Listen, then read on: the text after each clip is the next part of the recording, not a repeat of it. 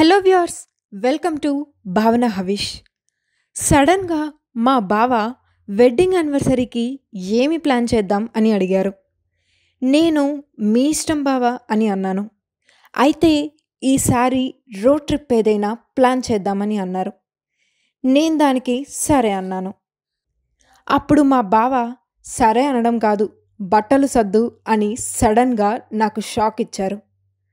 ఎక్కడికి బావా అని నేను అడిగితే సర్ప్రైజ్ అని నాకేమీ చెప్పలేదు. అలా చెప్పారో లేదో ఇద్దరం లగేజ్ ప్యాక్ చేసుకుని కార్లో స్టార్ట్ అయిపోయాం.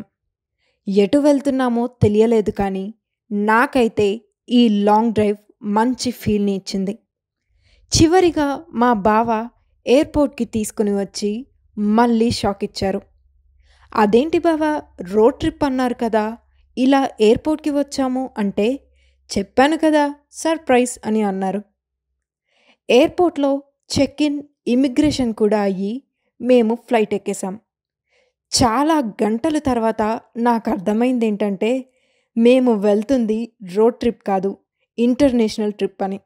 ఈ సర్ప్రైజ్ ఫీల్ అవ్వడంలో జర్నీ కాస్త తెలియకుండానే గడిచిపోయింది.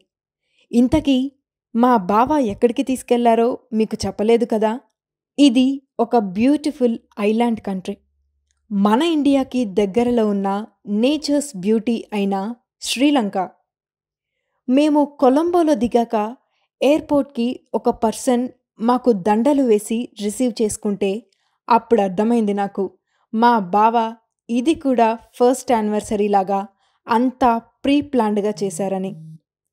మా కోసం ఆల్రెడీ రెడీగా ఉన్న వెహికల్లో ఈ శ్రీలంక ట్రిప్ మొత్తం ఎక్స్ప్లోర్ చేయబోతున్నాం.